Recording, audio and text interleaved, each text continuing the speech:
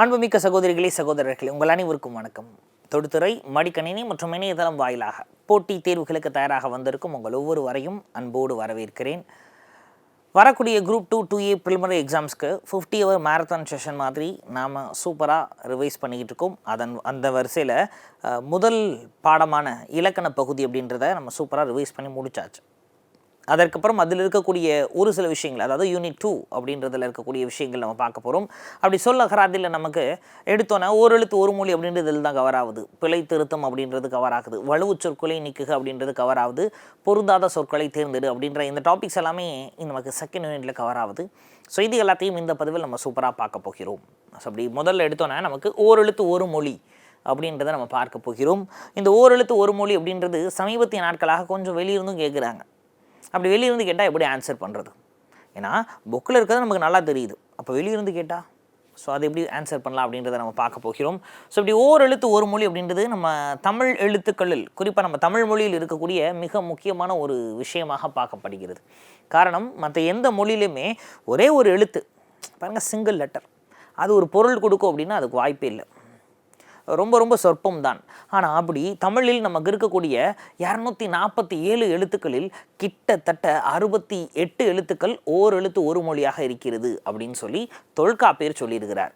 அப்போ தொல்காப்பியர்னா தமிழில் நம்ம கிடைச்சதுலேயே ரொம்ப பழமையான இலக்கணம்ல. அவர் அப்படி சொல்லியிருந்தாலும் கூட தொல்காப்பியத்தின் வழிநூல் என்று நம்ம சொல்லக்கூடிய நன்னூலை இயற்றிய பவணந்தி முனிவர் எப்பா ஒரு 42 எழுத்துக்கள் இருக்குப்பா, அந்த 42 எழுத்துக்கள் ஓர் எழுத்து ஒரு மொழியை சார்ந்தது அப்படின்னு சொல்கிறாரு. ஸோ நாம் அந்த 68ஐயும் படிக்கலைனாலும் பரவாயில்ல, இந்த பவணந்தி முனிவர் சொன்ன 42ஐயாவது படித்திருக்க வேண்டும். புக்கில் நமக்கு ஒரு எழுத்துக்கு ஒரு மொழி, அதாவது ஒரு அர்த்தத்தை தான் கொடுத்துருக்காங்க. ஸோ அப்படி அந்த ஒரு எழுத்துக்கு இருக்கக்கூடிய பல்வேறு அர்த்தங்களை இந்த பதிவின் மூலம் நம்ம பார்க்க இருக்கிறோம். ஸோ கேள்வி எப்படி கேட்டாலும் நம்ம ஆன்சர் பண்ணணும், சரிங்களா? எஸ். ஸோ இப்போ தமிழ் எழுத்துக்களை பொறுத்த வரைக்கும் நன்னூலின் அடிப்படையில் ஓரெழுத்து ஒரு மொழி நமக்கு எத்தனை இருக்குது அப்படின்னா கிட்டத்தட்ட 42 இருக்குதுங்க, சரிங்களா? ஸோ இதுவே ஒரு பிவைக்கு தான். மொத்தமாக 247ல் 42 எழுத்துக்கள் ஓரெழுத்து ஒரு மொழியாக இருக்கிறது, சரிங்களா? எஸ். ஸோ இதில் உயிர் இனத்தில், அப்போ உயிர் எழுத்துக்களில் ஓரெழுத்து ஒரு மொழி கிட்டத்தட்ட 6 இருக்குது, சரிங்களா? அதே மாதிரி இந்த 42ல் 2 எழுத்துக்கள் மட்டும்தான் நமக்கு குறில் எழுத்துக்களாக இருக்கிறது. அப்போது பாருங்கள், 2 குறில் எழுத்துக்கள், அது போக நெடில் எழுத்துக்கள் பார்த்தீங்கன்னா ஒரு 42 இருக்கிறது, சரிங்களா? ஸோ நெடில் ஒரு 40, குறில் ஒரு 2, ஆக மொத்தம் 42 ஓரெழுத்து ஒரு மொழி இருக்குது அப்படின்னு சொல்லி பவணந்தி முனிவர் நமக்கு சொல்கிறாரு. ஸோ அப்படி உயிர் எழுத்துக்களில் மட்டும் எத்தனை இருக்குது அப்படின்னா ஒரு 6 இருக்குது, சரிங்களா? ஸோ அப்படி பார்க்குறோம். ஸோ அப்படி எடுத்தோன்னே ஆ அப்படின்னா நமக்கு பசு அப்படின்றதும் அர்த்தம் தான், ஆன்மா அப்படின்றதும் அர்த்தம் தான்.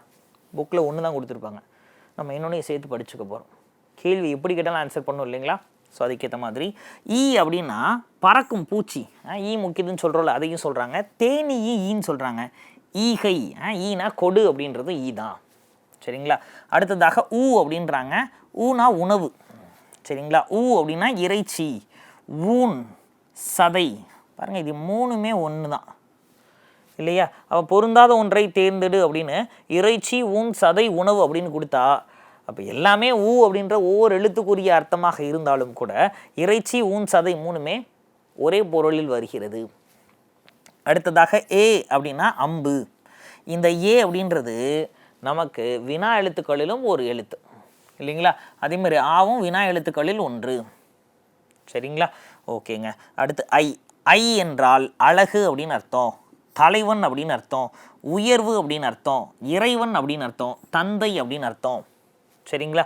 அப்போ ஐ அப்படின்னா அழகு அப்படின்றதுல ஆரம்பித்து இந்த தலைவன், இறைவன், தந்தை, கணவன் அப்படின்றதும் ஒரு சிலங்களில் வருகிறது ஐ அப்படின்னா, சரிங்களா? ஸோ மகிழ்ச்சியை வெளிப்படுத்துவதற்கும் ஐ அப்படின்றத நம்ம பயன்படுத்துகிறோம். சரி, அடுத்ததா ஓ. ஓனா மகிழ்ச்சி, ஓனா மதகு நீரை தாங்கக்கூடிய பலகை. அதனால தான் அந்த மதகு நீர் தாங்கக்கூடிய பலகையிலேருந்து வரக்கூடிய தண்ணீரை நாம் ஓ டை அப்படின்னு சொல்கிறோம், சரிங்களா? ஓடை அப்படின்றத இங்கேருந்து தான் வருது. கிளியராக இருக்கிறோமா? சரி. ஸோ அடுத்ததாக மா இனத்தில் நம்ம பார்க்க போகிறோம். மா இனத்திலும் 6 இருக்குதுங்க, சரிங்களா? பாருங்கள், எடுத்தோன்னே மா அப்படின்னா அழகு, ஐயினால் அழகு, மானால் அழகு தான், சரிங்களா? ஸோ மேன்மை, பெரிய, ஏன்னா இந்த மான்றது உரிச்சொல்ல வந்துச்சுன்னா பெரிய அப்படின்ற பொருளை வரும். உயர்ந்த, மாமரம், சரிங்களா? ஸோ அப்போ இது எல்லாமே மா அப்படின்றதை குறிக்கக்கூடியது, சரிங்களா? ஸோ பெரிய அப்படின்றது உரிச்சொல்லின் அடிப்படையில் சொல்கிறோம்.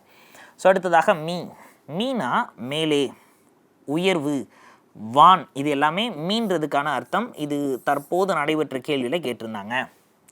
சரிங்களா? ஸோ அடுத்ததாக அப்படின்றாங்க. மூனா மூப்பு இல்லை முதுமை, 3 அப்படின்றதையும் அப்படின்றது குறிக்கிறது. அடுத்ததாக மேனா அன்பு இல்லைனா மேம்பாடு, இது ரெண்டுமே தான், மேம்படுவது, மேன் தான் சொல்கிறாங்க. அடுத்து மைனா அஞ்சனம், சரிங்களா? கண்மை, எழுதக்கூடிய மை இல்லைனா இருள், அப்போ இருளையும் அப்படின்னு தான் சொல்கிறாங்க. அப்போ அஞ்சனம்னா என்ன சார்? அப்போது நமக்கு அழகு சாதனத்தில் இருக்கக்கூடிய ஒன்று தான் அஞ்சனம். சரிங்களா? அழகுபடுத்துவதற்கு பயன்படுவது. அப்படின்னா முகர்தல், அதான் முகத்தல் அப்படின்னு சொல்கிறோம். மோந்து பார்க்குறதுன்னு சொல்கிறாங்க இல்லையா? எஸ். அடுத்து மோதல், அதையும் அப்படின்னு தான் சொல்கிறாங்க. அப்போ ஆக மொத்தம் வரிசையில் மட்டும் ஒரு 6 எழுத்துக்கள் ஒவ்வொரு எழுத்து ஒரு மொழியில் நமக்கு வருகிறது. அடுத்ததாக அப்படி பார்த்தோன்னா தாவரிசை வந்துருச்சு. இந்த தாவரிசையில் 5 எழுத்துக்கள் பாருங்கள். அப்போது ஓர் எழுத்து ஒரு மொழி அப்படின்றதுல இது வரைக்கும் கேள்வி ரொம்ப கடினமாக கேட்டதில்லை. பட் ஒருவேளை கேட்கணும் முடிவு பண்ணிட்டா கிட்டத்தட்ட இந்த உயிர் எழுத்துக்கள் இருக்குது இல்லையா, உயிர் எழுத்துக்களில் 6 இருக்குது, அதுக்கப்புறம் வரிசையில் 6 இருக்குது. சரிங்களா? அப்போ ஓர் எழுத்து ஒரு மொழியில் எந்த வரிசையில் இருக்கக்கூடிய எழுத்துக்கள் அதிகம் இருக்கிறது அப்படின்னா வரிசை சொல்கிறோம், அங்கே 6 இருக்குது. அடுத்ததாக பார்க்கணும்னா தாவரிசை பார்க்குறோம். அப்போ தாவரிசையில் 5 இருக்குது. பாருங்கள், தா அப்படின்னா கொடு அப்படின்னு அர்த்தம். டே தாடா அப்படின்னு சொல்கிறோம்ல, கொடு. அழிவு அப்படின்றதும் தா தான். தாண்டு, கேட்பது, இது எல்லாமே தா. சரிங்களா? எஸ். தாய் அப்படின்றதையும் இந்த தான்ற எழுத்து குறிக்கிறது.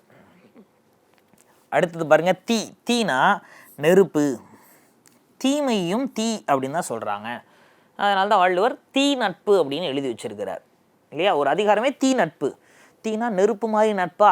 இல்லை, தீமையான நட்பு அப்படின்றது தான் தீ நட்புன்னு எழுதினாரு. சரி. ஸோ அடுத்ததா தூனா தூய்மை, பகை, வெண்மை, எல்லாமே தூ தான். சரிங்களா? அடுத்து தேனா கடவுள், தெய்வத்தை குறிக்கக்கூடியது. அருளையும் தே அப்படின்னு சொல்கிறாங்க. சரிங்களா? எஸ். தேவன் அப்படின்றதும் தே தான். அடுத்து தை அப்படின்னா தமிழ் மாதம். தை பிறந்தால் வழி பிறக்கும்னு சொல்கிறோம் இல்லைங்களா? அப்படி தமிழ் மாதம். தைனா தைத்தல் அப்படின்ற பொருளும் வருது. சரிங்களா? ஸோ பொறுத்து அப்படின்றதும் தை அப்படின்றதுல பொருளாக வருகிறது. சரிங்களா? ஸோ இப்போ ஆக மொத்தமாக தாவரிசையில் 5 எழுத்துக்கள் ஒவ்வொரு எழுத்து ஒரு மொழியில் நமக்கு வருகிறது. ஸோ அதற்கப்புறம் பார்த்தோம் அப்படின்னா பாவரிசை இருக்குது. அப்போ பாவரிசை எடுத்துக்கிட்டோம் அப்படின்னா அதில் 5 வந்துடுது. சரிங்களா? ஸோ அப்படின்னா அழகு, பாடல், கவிதை, எல்லாமே தான். சரிங்களா? அப்போ பாடல், அழகு, கவிதை எல்லாமே அப்படின்றது தான். அதனால தான் நம்ம வகை அப்படின்னு வர படிப்போம் தமிழில். ஆசிரியப்பா, வெண்பா, கழிப்பா, வஞ்சிப்பா அப்படிலாம் படிப்போம் இல்லைங்களா? எல்லாமே தான். அடுத்ததாக வரிசையில் பூ. அப்போ பூனா மலர். சரிங்களா? ஸோ புவி, உலகத்தையும் பூ அப்படின்னு தான் சொல்கிறாங்க. ஸோ அடுத்ததாக பேனா நுரை. சரிங்களா? பேனா அச்சம், பேனா அழகு, பேனா மேகம். ஸோ இப்போ இது எல்லாமே புக்கில் நமக்கு பேனா மேகம் அப்படின்றது மட்டும் தான் கொடுத்துருப்பாங்க. ஆனால் பேனா நுரை இருக்குது, அச்சம் இருக்குது, அழகு, 3மே பேன்றதுக்கான அர்த்தம் தான். சரிங்களா? அடுத்ததாக பை அப்படின்னா கொள்கலம், நம்ம வச்சுக்கக்கூடிய பை. அடுத்து இளமை, அதையும் பையின்றாங்க. கைப்பை, கையில் வச்சு கொண்டு போகிறதுல அந்த பையையும் கைப்பைன்றாங்க. அடுத்து அப்படின்னா போடா அப்படின்னு செல் அப்படின்னு அர்த்தம். ஏவல், ஆர்டர் போடுற மாதிரி இருக்கக்கூடியதும் தான். ஆக மொத்தம் பாவரிசையில் ஒரு 5 எழுத்துக்கள் ஓர் எழுத்து ஒரு மொழியில் நமக்கு இருக்குது. அடுத்ததாக நாவரிசைக்கு வரும். நாவரிசையில் அப்படின்றத பார்க்குறோம். நான், நாக்கு, அயலர், நாவு, இது எல்லாமே நாக்கும் நாவும் ஒன்று தான் கிட்டத்தட்ட. சரிங்களா? அதான் யாகாவாராயினும் காக்க, அப்போ நாவை காக்கணும். சரிங்களா? ரைட். அடுத்ததாக அப்படின்னா முன்னிலை ஒருமையை அப்படின்றாங்க.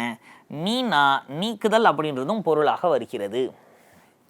அடுத்ததான் நேனா அன்பு, அருள், நேயம், எல்லாமே நல்ல வார்த்தைகள்.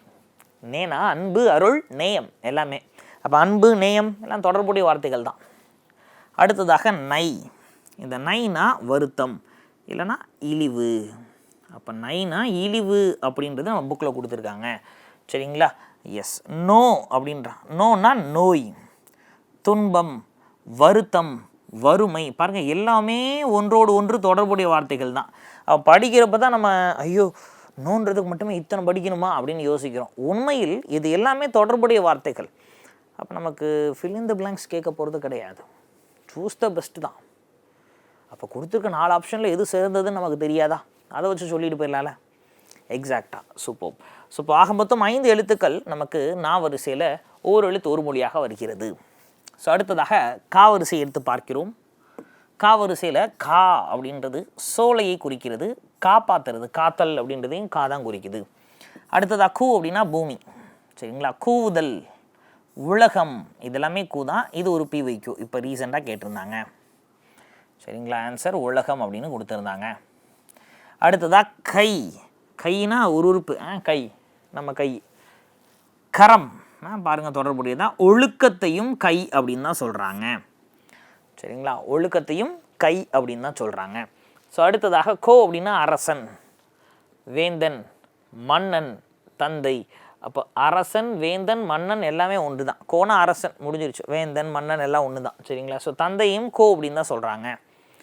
சரிங்களா? எஸ். பசுவையும் ஒரு சில இடங்களில் கோ அப்படின்னு தான் சொல்கிறாங்க.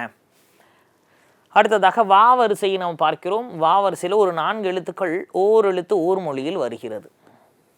சரிங்களா? ஸோ அப்படி பார்த்தோம் அப்படின்னா வா அப்படின்னா வாடா அப்படின்ற மாதிரி வருகை, ஏவல் பொருட்டு இருக்கக்கூடியது. அழைத்தல், யாரோ அழைக்கிறதுக்கு வா அப்படின்னு தான் சொல்கிறோம். அடுத்து வி அப்படின்னா பூவோட 7 நிலைகள் ஒன்று வி. சரிங்களா? விரும்புதல், விரும்புறது, இல்லைன்னா அழிவு அப்படின்றதையும் சொல்கிறோம். வி அப்படின்னா அழித்தல் அப்படின்றதும் சொல்கிறாங்க.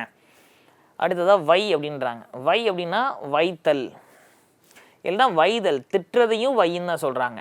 கூர்மை அப்படின்றதையும் வை அப்படின்னு தான் சொல்கிறாங்க. கடினா கூட கூர்மைன்னு அர்த்தம் இல்லைங்களா? ஸோ இந்த வை என்ற ஓர் எழுத்தும் கூர்மை என்ற பொருளில் வருகிறது. புல்லையும் வை அப்படின்னு சொல்கிறாங்க. சரிங்களா? ஸோ அடுத்ததாக வவ் அப்படின்றோம். வவ்வுனா வவ்வுதல், இல்லைன்னா கவ்வுதல், இல்லைன்னா கவர்தல். சரிங்களா? ஸோ வவ் அப்படின்னா கவர்தல், இதை பிடிக்கிறது, கெட்டியாக பிடிக்கிறது, அதுதான் வவ் அப்படின்னு சொல்கிறாங்க. சரிங்களா? ஸோ அடுத்ததாக சா வரிசை நம்ம பார்க்க போகிறோம். சா வரிசையில் ஒரு 4 இருக்கிறது. சா அப்படின்னா சாதல், இல்லைன்னா சோர்ந்து போகிறது சோர்தல், இறந்து போகிறது இறத்தல், இல்லை இறந்து போ அப்படின்னு சொல்கிறது தான் சா. சி அப்படின்னா லட்சுமியை குறிக்குதான். இகழ்ச்சியும் சி தான். வெறுப்பு சொல், சி அப்படின்றது வெறுப்பு சொல். சீத்தல், சி வாயமூடு திட்டுவோம்ல, வெறுப்பை காட்டுறதுக்கும் இந்த சி அப்படின்றதை நமக்கு குறிப்பிடுகிறது. இகழ்ச்சியாக பார்க்கவும் சி அப்படின்னு, இகழ்ச்சிக்கும் நம்ம சீன்றதை பயன்படுத்துகிறோம். ஸோ அடுத்ததாக சே. அப்போ சே அப்படின்னா காளை மாட்டை சே அப்படின்னு சொல்கிறோம். சிவப்பையும் சே அப்படின்னு சொல்கிறோம். உயர்வையும் சே அப்படின்னு சொல்கிறோம். சரிங்களா? அடுத்து சோ. சோனா மதில், சோனா நகர், சோனா அரண். சரிங்களா? புக்கில் மதில் தான் கொடுத்துருப்பாங்க. அப்போ ஆக மொத்தம் 4 எழுத்துக்கள் ஓர் எழுத்து ஒரு மொழியில் நமக்கு சா வரிசையில் வந்துடுது. அடுத்ததாக யா வரிசையில் நம்ம பார்க்குறோம். சரிங்களா? ஸோ யா அப்படின்றது ஒரு வகையான மரம். சரிங்களா? யாகை சொல்கிறோம். அகலம் அப்படின்றதும் யா தான். யா வரிசையில் ஒன்று தான் இருக்குது. சரிங்களா? ஸோ நோ ஆல்ரெடி பார்த்துட்டோம். நோனா துன்பம் மற்றும் நோய். அப்போ இந்த நோ அப்படின்றதும் தூ அப்படின்றது இது 2 மட்டும்தான் குறில் எழுத்துக்கள். சரிங்களா? அது 2 மட்டும்தான் குரல் எழுத்துக்கள். ஸோ இப்போ நோனா துன்பம் மற்றும் நோய். தூ அப்படின்னா உன், இல்லைன்னா அசைதல், இது 2ஐயுமே தூ அப்படின்னு சொல்கிறோம். சரிங்களா? ஸோ ஆக மொத்தம் நம்ம 42 ஓர் எழுத்துக்களை பார்த்தாச்சு. தமிழில் இருக்கக்கூடிய 247 எழுத்துக்களில் 42 ஓர் எழுத்து ஒரு மொழி பார்த்தாச்சு. ஸோ இதன் அடிப்படையில் கேள்விகள் கேட்டால் நம்ம ஆன்சர் பண்ணிடலாம். ஐயா, ஒருவேளை தொல்காப்பியத்திலேருந்து 68 இருக்குன்னு சொன்னீங்களே. ஆமாப்பா, இந்த 42ஐயும் தாண்டி ஒரு 26 எக்ஸ்ட்ரா இருக்குல்ல, 42 + 26 68 அப்படின்னு. அப்படி எக்ஸ்ட்ரா இருக்கக்கூடிய அந்த 26லேருந்து கேட்டால் என்ன பண்ணுறது? சிம்பிள். இப்போ 42 நீங்கள் படித்ததை வச்சு ஆப்ஷன்ஸை எலிமினேட் பண்ணி ஆன்சர் பண்ணுங்கள். ட்ரை பண்ணலாம் இல்லைங்களா? சூப்பர். ஸோ இப்போது இதோட நமக்கு ஓர் எழுத்து ஒரு மொழி அப்படின்றது முடிவுக்கு வருகிறது. அடுத்ததாக நம்ம பார்க்கக்கூடியது என்ன அப்படின்னா பொருந்தாத சொல்லை கண்டறிதல். சரிங்களா? அப்போ பொருந்தாத சொல்லை கண்டறிதல் அப்படின்னா இது எப்படினாலும் அவங்க கேட்கலாம் சார். எப்படி கேட்டாலும் நம்ம ஆன்சர் பண்ண தெரிஞ்சிருக்கணும். சரிங்களா? சார் எடுத்துக்காட்டாக இங்கே பாருங்களேன், சிம்பிளாக கூட கேட்கலாம், இலக்கணத்தின் அடிப்படையில் கேட்கலாம், இலக்கணத்தை தாண்டியும் கேட்கலாம். எப்படி கேட்டாலும் நம்ம ஆன்சர் பண்ணும். எடுத்துக்காட்டாக இப்போது இப்படி கொடுக்குறோன்னு வச்சுக்கோமே, ஏ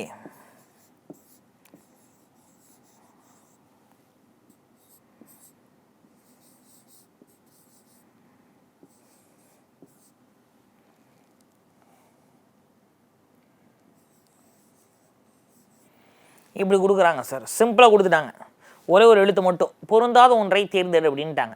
நாம் உடனே என்ன பண்ணோம்னா, இதில் எது பொருந்தவழியோ அதான் தேர்ந்தெடுக்கணும். அப்போ பொருந்தாத ஒன்றை தேர்ந்தெடுனா அதற்கு என்ன அர்த்தம்னா, அப்போ 4 கொடுத்துருக்காங்க, 4 ஆப்ஷனில் ஏதோ ஒன்று மட்டும் தனியாக இருக்க வேண்டும். அப்போ என்ன அர்த்தம்னா மற்ற 3 சேர்ந்து இருக்கணும். சரிங்களா? எஸ். ஸோ இப்போ இதில் எடுத்துக்கிட்டோம் அப்படின்னா இந்த ஐயை நான் சொல்லலாம். சரிங்களா? எப்படி சார் சொல்கிறீங்க? இங்கே பாருங்கள், ஐ அப்படின்றது மட்டும் தனித்துவமாக இருக்குது, மற்ற 3மே சேர்ந்து இருக்குதுன்னு காட்டணும். நிறைய பேர் இதை பார்த்தோன்னு என்ன சொல்லிடுவாங்க அப்படின்னா ஐ தான் ஆன்சர்னு சொல்லிடுவாங்க. அவங்களாம் சுக்கரம் உச்சத்தில் இருக்குன்னு வாங்கல்ல, அந்த மாதிரி நம்ம சொல்லிக்கலாம்.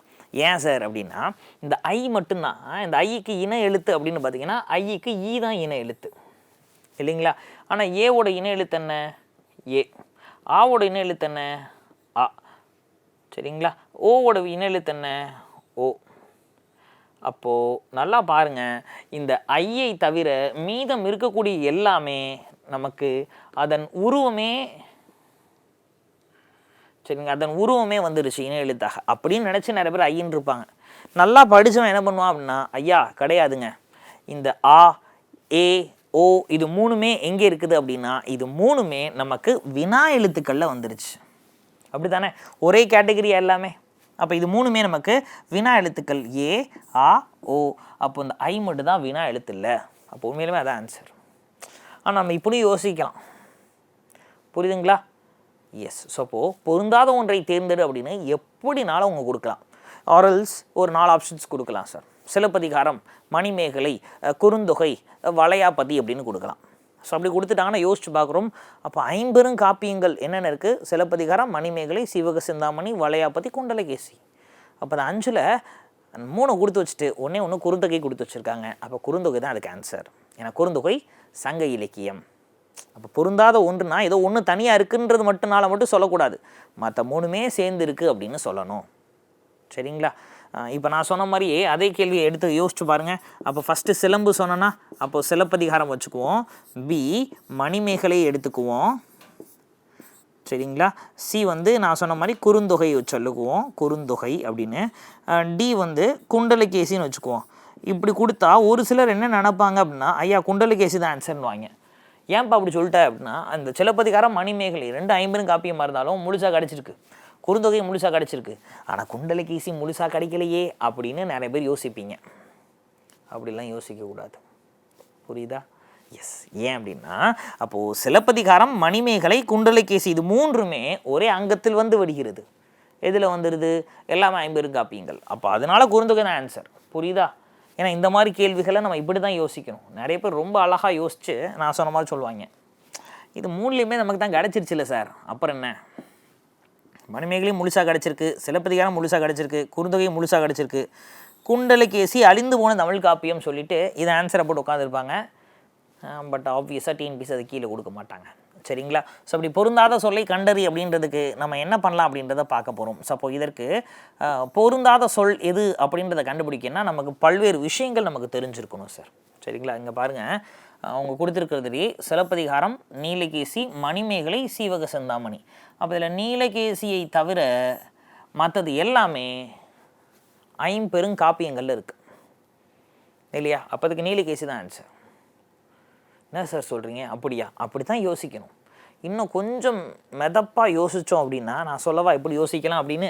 இங்கே பாருங்கள், நிறைய பேர் இப்படி யோசிக்கக்கூடிய சகோதர சகோதரிகளும் இருப்பீங்க கிளாஸ் பார்த்துக்கிட்டு. ஐயா சிலப்பதிகாரம் இது மதச்சார்பற்ற நூல் இல்லைங்களா? இது எந்த மதச்சார்பும் இல்லாத ஒரு நூலுங்க. சிலப்பதிகாரம் மதச்சார்பற்ற நூல். சரி சார், ரைட்டு. நீலகேசி அப்படின்றது என்ன சார்? இது சமணம் பற்றி பேசுது. மணிமேகலை பௌத்தம் பற்றி பேசுது. சரிங்களா? சீவக சிந்தாமணி சமணம் பற்றி பேசுது. அப்போ நிறைய பேர் இப்படி கூட யோசிப்பீங்க, ஐயா பாருங்கள், அப்போது இதெல்லாம் சமணம் பற்றி பேசுது, பௌத்தம் பற்றி பேசுது, சிலப்பதிகாரம் தானே மதச்சார்பற்ற நூலாக இருக்குது அப்படின்னு நிறைய பேர் யோசிப்பீங்க. அப்படி யோசிக்கக்கூடாது. அதுக்காக தான் நான் என்ன சொன்னேன்னா, ஆட் ஒன் அவுட்னா ஒன்று மட்டும் தனியாக இருக்கணும், மற்ற 3 ஒரு கேட்டகரியில் இருக்கணும். அப்படி யோசிச்சோம். நாங்கள் பாருங்கள், சமணம் பௌத்தம் சமணம் ஒரு கேட்டகரியிலையா இருக்குது? இல்லை, அது ஒரு கேட்டகரினே சொல்ல முடியாது. அது 2 சமணம் பற்றி பேசுது, பௌத்தம் பற்றி பேசுது. புரியுதுங்களா? எஸ். ஸோ அதனால் நாம் தெளிவாக யோசித்து ஆன்சர் பண்ணணும். அப்போ பொருந்தாத ஒன்றை தேர்ந்தெடுனா என்ன ஒன்று தனியாக இருக்கோ அதைத்தான் கேட்டிருக்காங்களா? ஆமாம். ஆனால் அது தனியாக இருக்குன்றதை எப்படி சொல்லுவோம்? நம்ம மற்ற 3ம் சேர்ந்து இருக்கிறது அப்படின்றத வச்சு தான் அதை சொல்லணும்.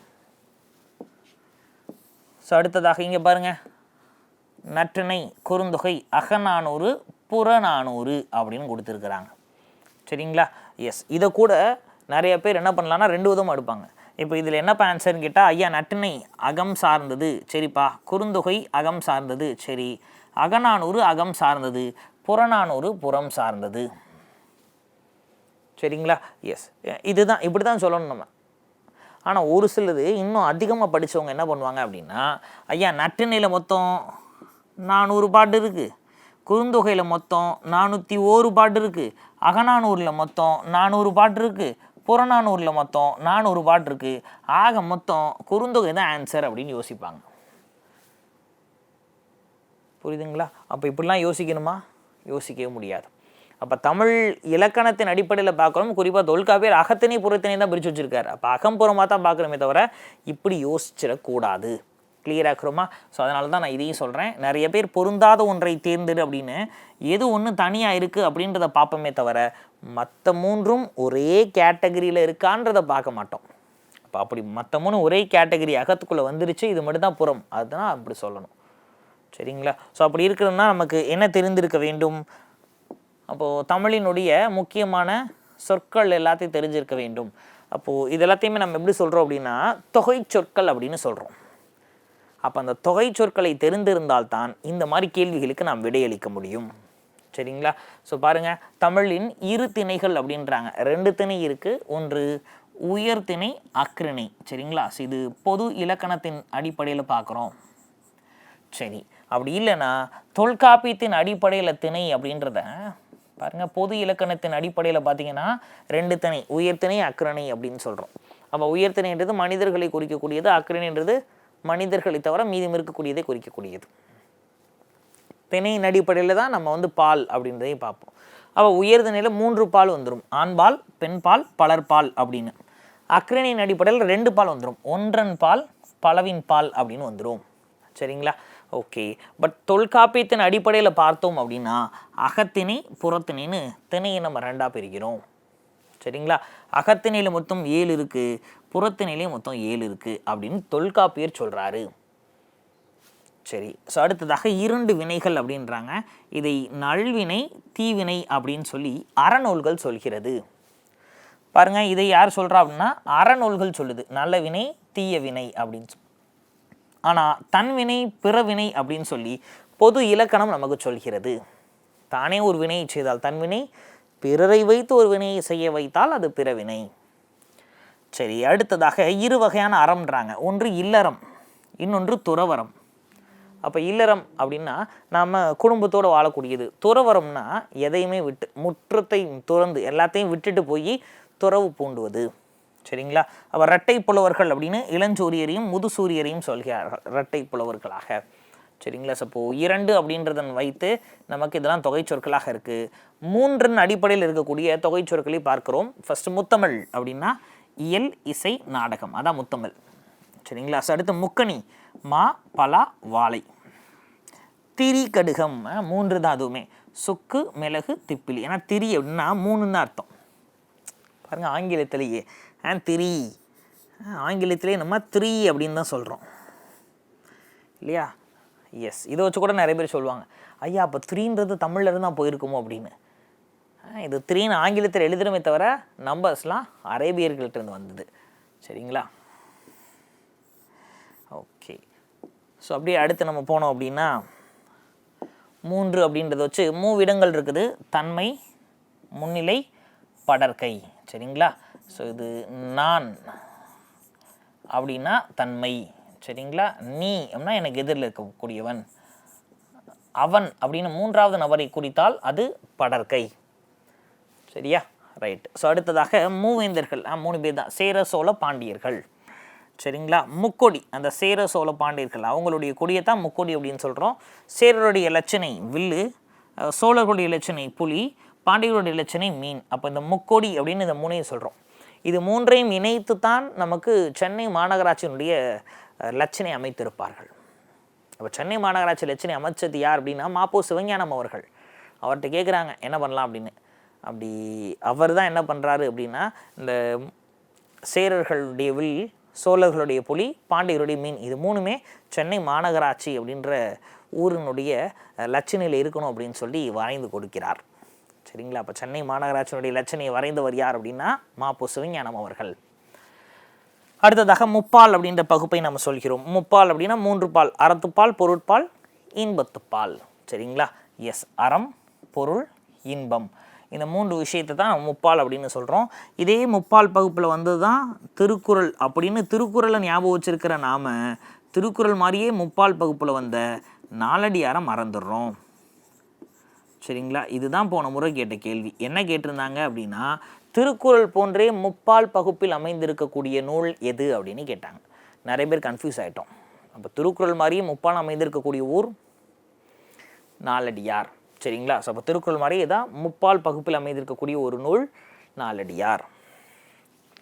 அடுத்து பா இனங்கள் பாருங்கள், தாளிசை, துறை, விருத்தம், இது 3 அடிப்படையில் தான் பா அப்படின்றத பிரிக்கிறோம். ஸோ அடுத்து சீரா புராணத்துடைய காண்டங்கள் அது 3 தான் இருக்குது. விலாதத்து காண்டம், நுபுவத்து காண்டம், ஹஜீரத்து காண்டம் அப்படின்னு சொல்கிறாங்க. இந்த சீரா புராணத்தை எழுதியவர் யார் அப்படின்னா, இந்த சீரா புராணத்தை நமக்கு உமறு புலவர் அப்படின்றவர் எழுதியிருக்காரு. சரிங்களா. ஸோ பழைய சிலபஸில் இருந்தது சீரா புராணம், புது சிலபஸில் அவங்க அதுக்கு பெரிய முக்கியத்துவம் கொடுக்கல. சரிங்களா. ஸோ அடுத்ததாக சிலப்பதிகாரத்துடைய காண்டங்கள், புகார் காண்டத்தில் கதை தொடங்குகிறது, மதுரை காண்டம், வஞ்சி காண்டம். சரிங்களா. ஸோ இப்போ புகார் காண்டத்தை எடுத்துக்கிட்டோம் அப்படின்னா அதில் ஒரு 10 காதைகள் இடம்பெறுகிறது, மதுரை காண்டத்தில் ஒரு 13 காதைகள் இடம்பெறுகிறது, வஞ்சி காண்டத்தில் ஒரு 7 காதைகள் இடம்பெறுகிறது. ஆக மொத்தம் 3 காண்டங்களையும் 30 காதைகளையும் உடையது இந்த சிலப்பதிகாரம். சரிங்களா. ஸோ 3 காலங்கள்ன்றாங்க. ஆமாம், இறந்த காலம், நிகழ்காலம், எதிர்காலம் 3க்குமே பொதுவாக அமைந்திருக்கக்கூடியதான் வினை அச்சம். நேற்று பார்த்துருப்போம் இல்லை, வினை தொகை 3 காலத்துக்கும் பொதுவாக வரும் வினை தொகை அப்படின்றது. அதே இது பார்த்தீங்க அப்படின்னா பேரச்சம் அப்படின்றது 3க்கு தனித்தனியாக வரும். பாடும் கிளி, பாடுகின்ற கிளி, பாடிய கிளி. ஸோ புரியுதுங்களா. நேற்று நம்ம இதுக்கு முந்தைய பதிவுகளில் நாம் பார்த்துருப்போம். சரிங்களா. அப்போது இறந்த காலம், நிகழ்காலம், எதிர்காலம் அப்படின்றது. அப்போது மெய் எழுத்தின் வகைகள், மெய் எழுத்தை வல்லினம், மெல்லினம், இடையினம் அப்படின்னு சொல்லி பிரிக்கிறோம். சரிங்களா. அப்போ தேவாரத்தை பாடியவர்கள் 3 பேர், அப்பர், சுந்தரர், சம்பந்தர். ஸோ இப்போ இவங்களை தான் சைவ குறவர்கள் அப்படின்னு சொல்கிறோம். சரிங்களா. ஸோ குறவர் அப்படின்னா சமய பெரியவர்கள் அப்படின்னு அர்த்தம். குறவர்கள்னா சமய பெரியவர்னு அர்த்தம். அதே இது குறவர்கள் அப்படின்னா குறிஞ்சி நிலத்தில் இருப்பவர்கள் அப்படின்னு அர்த்தம். சரிங்களா. ஸோ இது வேற, இது வேற, ரெண்டுமே வேற வேற, தெளிவாக படித்திருக்க வேண்டும். ஸோ அடுத்ததாக கிளியை குறிக்கக்கூடிய 3 சொற்கள். சரிங்களா. ஸோ தத்தை அப்படின்னு சொல்கிறோம், அஞ்சுகம் அப்படின்னு சொல்கிறோம், சுகம் அப்படின்னு சொல்கிறோம். இந்த அஞ்சுகம் பிஓக்யூல கேட்டிருக்கிறாங்க. சரிங்களா. அஞ்சுகம் என்று குறிப்பிடக்கூடிய பறவை எது அப்படின்னு சொல்லி கேட்டிருக்காங்க. ஸோ அந்த மாதிரி கிளி மட்டும் அல்லாமல் இருக்கக்கூடிய மற்ற பறவை இனங்களையும் நம்ம தெரிஞ்சுக்கணும். குறிப்பாக புக்கில் கொடுத்துருக்கக்கூடியதை கேட்கணும். சரிங்களா. ஸோ இப்போ பரி, கரி, இது 2ம் ஆல்ரெடி கேட்டிருக்கிறாங்க. சரிங்களா. ஸோ கரி அப்படின்னா யானையை சொல்கிறாங்க. சரிங்களா. ஸோ பரி அப்படின்னா குதிரையை சொல்கிறாங்க. சரிங்களா. எஸ். அப்போ இந்த பரி, கரி அப்படின்றதெல்லாம் நமக்கு ஆல்ரெடி கேட்டிருக்கிறாங்க. நம்ம தான் ரொம்ப தெளிவாக படித்து கொள்ள வேண்டும். ஸோ இந்த மாதிரி ஏதாவது புதுசாக இருந்துச்சு அப்படின்னா அதை கண்டிப்பாக தெரிந்திருக்க வேண்டும். ஸோ இப்போ தொகை சொற்களின் அடிப்படையில் நம்ம இதெல்லாம் பார்க்க வேண்டி இருக்கிறது. ஸோ இப்போ 3 வார்த்தைகள் இருக்க மாதிரி தொகை சொற்கள் நமக்கு கொடுத்துருக்கிறாங்க. ஸோ இன்னும் 4, 5, 6ன்னு தொகை சொற்கள் இருக்குது. இது எல்லாத்தையும் நமக்கு தெரிஞ்சிருந்தால் தான் நாம் பொருந்தாத சொல்லை கண்டுபிடிக்கணும். அப்போ பொருந்தாத சொல்லை கண்டுபிடிக்க இது எல்லாம் நமக்கு தேவைப்படும். சரி, இது மட்டும்தான் தேவைப்படுமா சார் அப்படின்னா, நான் ஆரம்பத்திலே சொன்ன மாதிரி இது மட்டும் தேவைப்படாது. இலக்கணம் ஒரு கொஸ்டின் கேட்ட இல்லைங்களா, இலக்கணத்தின் அடிப்படையிலையும் கேட்கலாம். சரிங்களா. அப்போ தொகை சொற்கள், தொகாநிலை செய்யுள், இதன் அடிப்படையில் கேட்கலாம், எச்சத்தின் அடிப்படையில் கேட்கலாம். ஸோ எப்படி உங்கள் கேள்வி கேட்டாலும் நம்ம அதற்கு பதில் சொல்ல வேண்டும். சரிங்களா. ஸோ பொருந்தாத சொல்னால் ஒரே ஒரு விஷயத்தை ஞாபகம் வச்சுக்கோங்க. பொருந்தாத சொல் அப்படின்றப்ப ஒரே ஒன்று தனியாக இருக்குது, மிச்சம் 3 ஒன்றாக சேர்ந்து இருக்க வேண்டும். இதன் தொடர்ச்சியை நாம் அடுத்த பதிவுகளில் நாம் பார்க்கலாம். தொடர்ந்து இணைந்திருங்கள். நன்றி.